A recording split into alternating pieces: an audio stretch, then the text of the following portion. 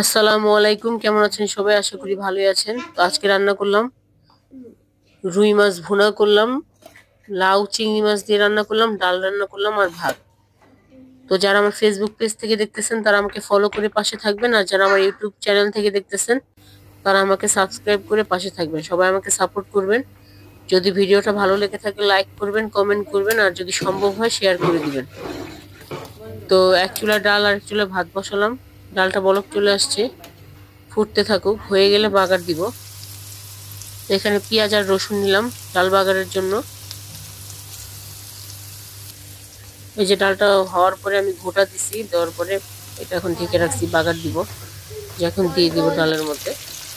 তো এখন মাছটা ভাজবো। মাছগুলো দুই ধাপে ভেজে নিব, এক ধাপ দিছি আর একটা, এটা হয়ে গেলে আরেক ধাপ ভাজবো।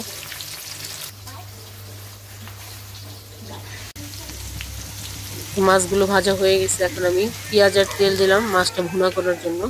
এই যে মাছগুলো ভাজা হয়ে গেছে। আর এদিকে টমেটো পেঁয়াজ কুলি, ধনিয়া পাতা, পেঁয়াজ সবকিছু কাটাকাটি করে নিয়েছি আগেই। তো পেঁয়াজটা হালকা ভাজা হলে পেঁয়াজ কুলি দিয়ে দিছি, এটাও ভালো করে ভেজে নিব।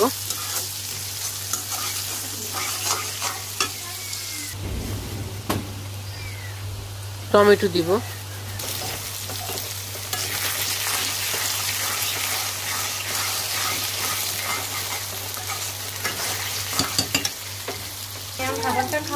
এখানে হলুদের গুঁড়া, মরিচের গুঁড়া, ধনিয়ার গুঁড়া আর হচ্ছে লবণ দিয়ে দিছি আমি একসাথে, কারণ আমি হাতে মোবাইল নিয়ে ভিডিও করতেছি এই তরকারিটা, তাই একসাথে দিয়ে দিছি, সব দেখানো হয়নি একটা একটা করে।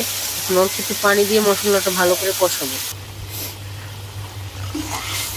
বরফ চলে আসছে, মশলাটা ভালো করে কষানো হয়ে গেলে পরিমাণ মতো ঝোল দিব। তেল উঠে গেছে, ভালো করে ভাজা ভাজা করছি মশলাটা। এখন ঝোল দিয়ে দিব।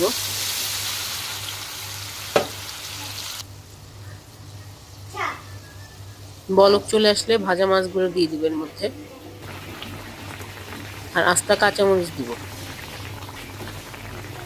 আর উপর থেকে কিছু টমেটো দিয়ে দিব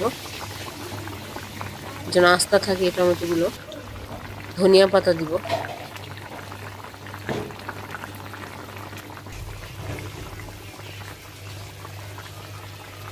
এই শীতের মধ্যে ধনিয়া পাতা ছাড়া কোনো তরকারি মানাই যায় না, দিতেই হবে। তো এটা হয়ে গেলে নামিয়ে নিব। এখন লাউ তরকারিটা বসাবো। পেঁয়াজ আর তেল দিলাম, পেঁয়াজ করে দিয়ে দিলাম। এখানে চিংড়ি মাছ দিব, টমেটো দিয়ে দিলাম,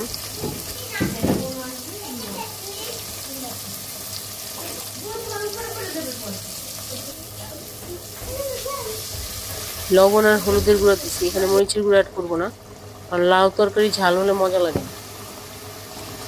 এখন লাউগুলো দিয়ে ভালো করে কষাবো। লাউগুলো আমি আগেই কেটে ধুয়ে রেখেছি। তো ঢেকে দিব, একটু পর পর ঢাকনা উঠিয়ে নেড়ে চেড়ে দিব, আবারও ঢেকে দিব।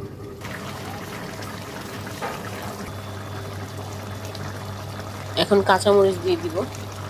তেল একটু উঠে গেছে, এই পর্যায়ে এসে এখন আমি একটু ঝোল দিব অল্প পরিমাণ।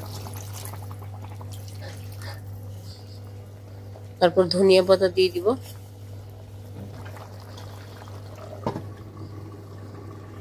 ঢেকে দিব, তরকারিটা হয়ে গেলে নামিয়ে নিব। ভালো থাকবেন সবাই। আসসালামু আলাইকুম।